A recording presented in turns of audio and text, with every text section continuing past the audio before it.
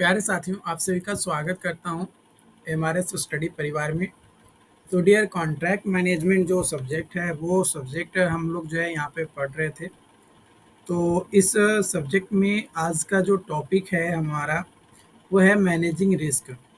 जो भी रिस्क होता है उसको कैसे मैनेज किया जाता है, और चेंज इन कॉन्ट्रैक्ट मैनेजमेंट। अगर कॉन्ट्रैक्ट मैनेजमेंट में किसी तरीके का चेंजेस करना है या कुछ चेंजेस होने वाली हैं, तो उस चेंजेस को कैसे ख़त्म कर सकते हैं, इसके बारे में हम लोग जो है आज की इस वीडियो में चर्चा करने वाले हैं। तो यहाँ पे सबसे पहले हम लोग बात करेंगे आपका मैनेजिंग रिस्क। रिस्क को कैसे मैनेज करेंगे? तो रिस्क को मैनेज करने के लिए सबसे पहले हमें जो भी रिस्क आ रही हैं या जो भी रिस्क हमें नज़र आ रही हैं उसको आइडेंटिफाई करना कि कौन कौन से रिस्क आ रहे हैं related to performance, schedule, quality, legal और regulatory compliance, financial stability, external factors. जो भी रिस्क आ रही हैं या जिससे रिलेटेड रिस्क हमारा आ रहा है, उस रिस्क को आइडेंटिफाई करना, उसको पता करना। दूसरा, रिस्क एनालिसिस एंड प्रायोरिटाइजेशन। तो जो भी रिस्क हमारा आ रहा है ना, जो भी रिस्क हमने आइडेंटिफाई किया, उस आइडेंटिफाई किए गए रिस्क में, है ना, उस आइडेंटिफाई किए गए रिस्क में सबसे ज़्यादा इम्पॉर्टेंट कौन सा है, या कौन सा रिस्क जो है वो हमारा ज़्यादा अफेक्ट कर रहा है प्रोजेक्ट को एग्जीक्यूट करने में। उस रिस्क को सबसे पहले क्या करते हैं, ख़त्म करने का प्लानिंग करते हैं। तो तीसरा पॉइंट हमारा वही है कि रिस्क मिटिगेशन प्लानिंग, है ना। जो ज़्यादा इम्पॉर्टेंट है उस रिस्क को पहले ख़त्म करने का प्लानिंग करेंगे।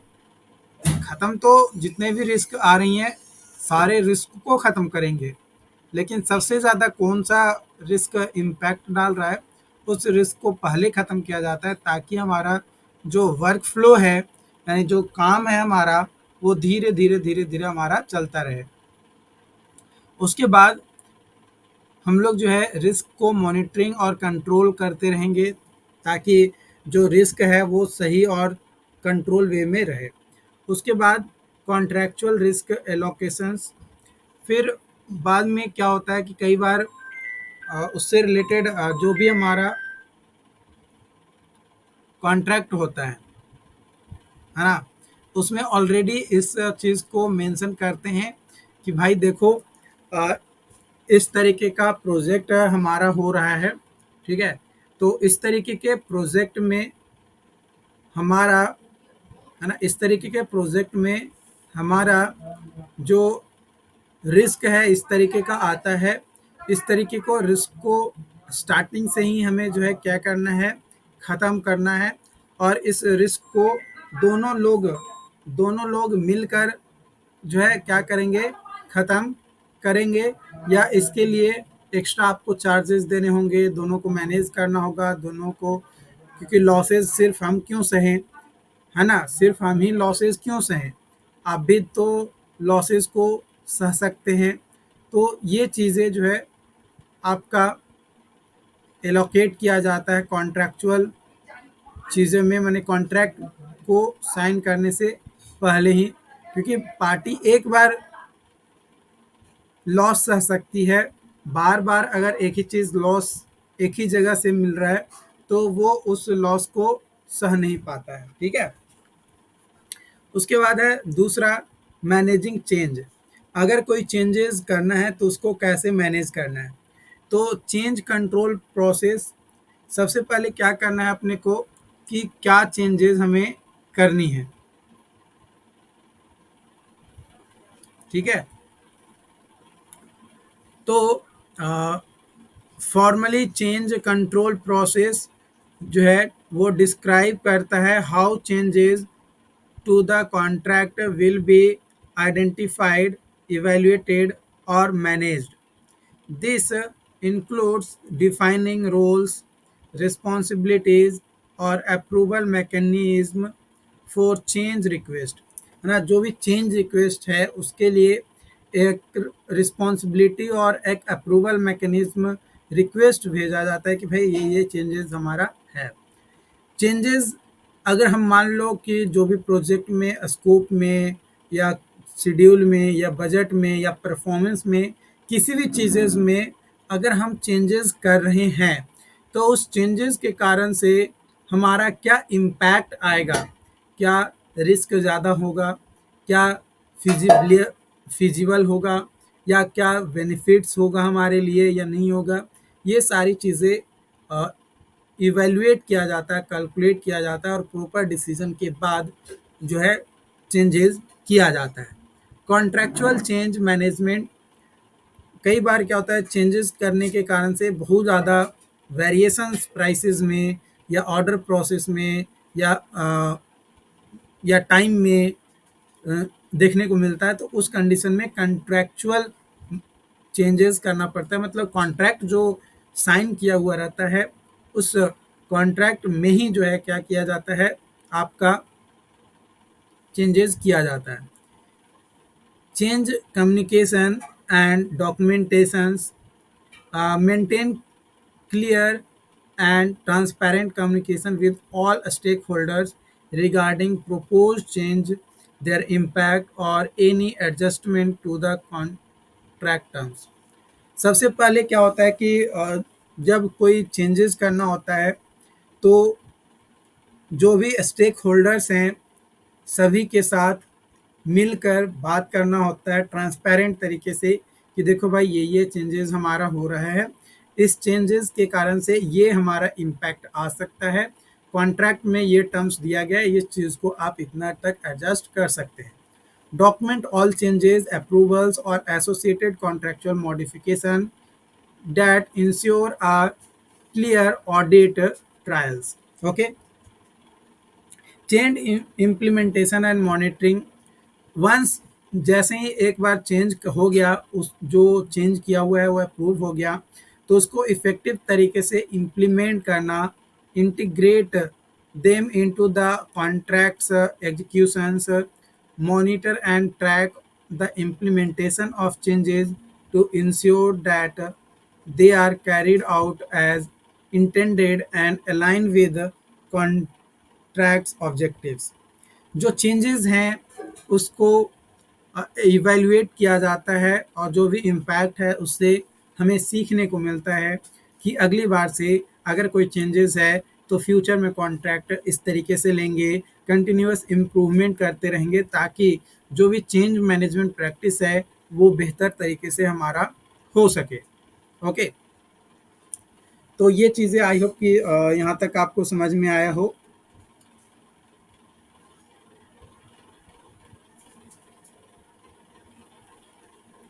अगला है यहाँ पे contract closer and review.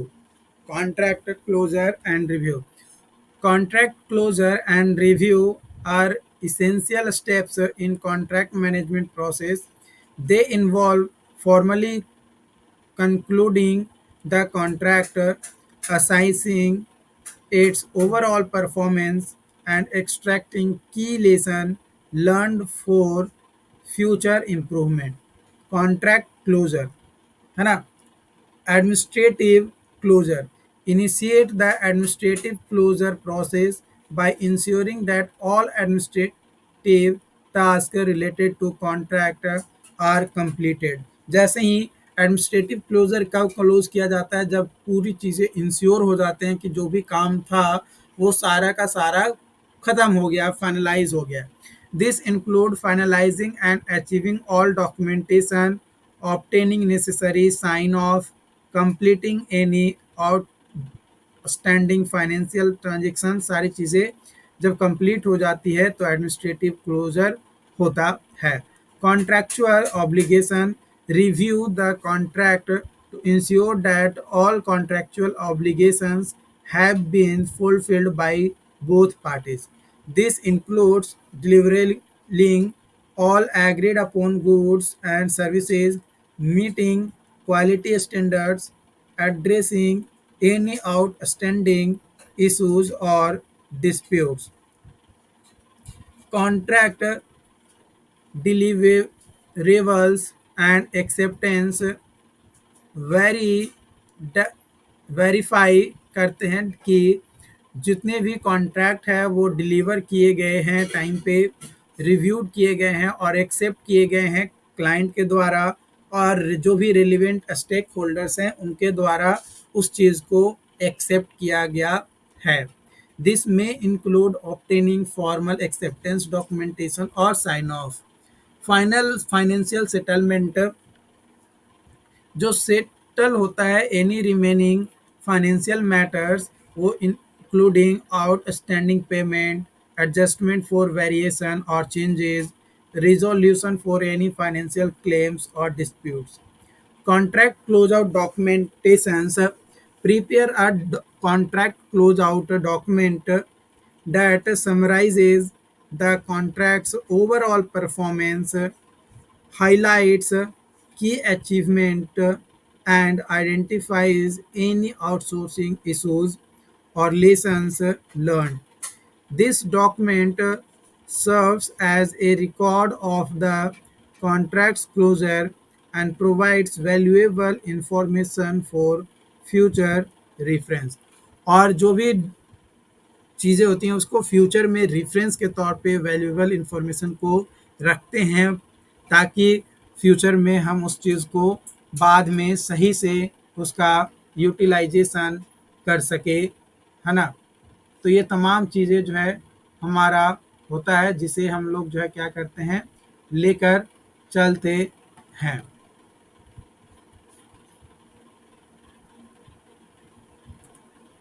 Okay. उसके बाद आता है कॉन्ट्रैक्ट रिव्यू. कॉन्ट्रैक्ट रिव्यू में क्या करते हैं कि परफॉर्मेंस जो भी हमारा है हुआ है उसको इवैल्यूएशन करते हैं, ओवरऑल परफॉर्मेंस को देखते हैं, जिसमें एग्जीक्यूशन, प्रोजेक्ट का execution, quality, adherence to timelines, client satisfaction और कंप्लायंस विद कॉन्ट्रैक्चुअल ऑब्लिगेशन. तो इसको जो हम लोग चेक करते हैं. उसके बाद डॉक्यूमेंट की लेसन्स को लर्न करते हैं कि भाई कोई कॉन्ट्रैक्ट एग्जीक्यूशन प्रोसेस में किसी तरीके का कोई दिक्कत तो नहीं हुआ. एनालाइज करते हैं कि क्या क्या चैलेंजेस हमारे आए थे, क्या रिस्क हुआ था, सक्सेस इनकाउंटर्ड ड्यूरिंग प्रोजेक्ट, कौन कौन सी सफलता मिली थी, कहाँ पे हमें जो है झुकना पड़ा था. इन तमाम चीज़ों से हमें जो है फ्यूचर में कॉन्ट्रैक्ट मैनेजमेंट में सीखने को मिलता है. स्टेक होल्डर्स फीडबैक, ये भी एक रिलेवेंट है, including client, project team members और अदर पार्टीज़ के द्वारा क्या जो है फीडबैक हमें मिला है. Contract performance metrics, review performance metrics and key performance indicator established for the contract. Compare करते हैं कि actual performance against defined metrics to assess whether the objectives were meet और आइडेंटिफाई अपॉर्चुनिटीज़ फॉर इम्प्रूवमेंट. कहाँ पे हमारा जो objective है, लक्ष्य था, वो मीट किया, मिला, लेकिन कहाँ पे हमें जो है मॉडिफाई करना पड़ा. ये चीज़ें जो है आपको यहाँ पे ध्यान रखना है. कंटिन्यूअस इम्प्रूवमेंट जो है ज़रूरी है, कॉन्ट्रैक्ट को रिव्यू करना और कंटिन्यूअस अपग्रेड करना अपने आप को. और कॉन्ट्रैक्ट डाटाबेस एंड रिस्पॉन्डेंट, है ना, इंश्योर करते हैं कि all relevant contract information, documentation और lessons learned are appropriately recorded and stored in centralized contract database or repository. This facilitates knowledge sharing and retrieval of information for future contract management activities. Future contract management activities में उस information का हम proper तरीके से use कर सके, ये चीज़ें जो है आपको देखते हैं. बात किया जाए इंडिंग अ कॉन्ट्रैक्ट, कब कॉन्ट्रैक्ट का ख़त्म होता है, तो ending a contract involve formally terminating the contractual relationship between the parties involve. जो स्पेसिफिक स्टेप्स होती हैं वो requirements for ending a contract can very depending on the terms of contract and applicable law and regulation. जो ending contract है वो कई अलग अलग प्रोजेक्ट के लिए अलग अलग कॉन्ट्रैक्ट के लिए अलग अलग हो सकते हैं, बट जो बेसिक जो गाइडलाइंस है उसके बारे में बात करेंगे। सबसे पहले इंडिंग कॉन्ट्रैक्ट में रिव्यू किया जाता है कॉन्ट्रैक्ट का, कि केयरफुली रिव्यू किया जाता है कि क्यों कॉन्ट्रैक्ट को टर्मिनेट किया जा रहा है, या एक्सपायरेशंस हो गया या अर्ली टर्मिनेशंस हो रहा है। नोटिस रिक्वायरमेंट्स, क्या क्या रिक्वायरमेंट्स है, अगर वो फुलफिल नहीं कर रहा है तो उसके कारण से। म्यूचुअल एग्रीमेंट दो पार्टीज के बीच में हो रहा है, वो हमारा प्रॉपर तरीके से फुलफिल नहीं हो रहा है, उसके कारण से टर्मिनेट किया जा रहा है क्या। परफॉर्मेंस इवेल्यूएशन, फोर्स मेजर्स और कम्युनिकेशंस, ट्रांजिशनल अरेंजमेंट देखा जाता है और डॉक्यूमेंट टर्मिनेशन किए जाते हैं। लीगल कंसिडरेशन, चीज़ों को देखा जाता है कि लीगली वो सारी चीज़ें सही है रहा है कि नहीं हो रहा है। और उसके बाद पोस्ट टर्मिनेशन ऑब्लिगेशन, अगर टर्मिनेट कर देते हैं तो उसके बाद क्या होगा, कैसे काम चलेगा आगे, कौन काम करवाएगा, किससे करवाना है, तमाम चीज़ें देखने के बाद जो कॉन्ट्रैक्ट है उसको ख़त्म किया जाता है, टर्मिनेट किया जाता है, मतलब एंड कर दिया जाता है। बाकी इससे रिलेटेड जो भी अपडेट्स होंगे आप लोगों के साथ शेयर किया जाएगा। अपने दोस्तों के साथ इसे शेयर करिए ताकि उन्हें भी इसके बारे में पता चल सके। मिलते हैं नई वीडियो में। Thank you.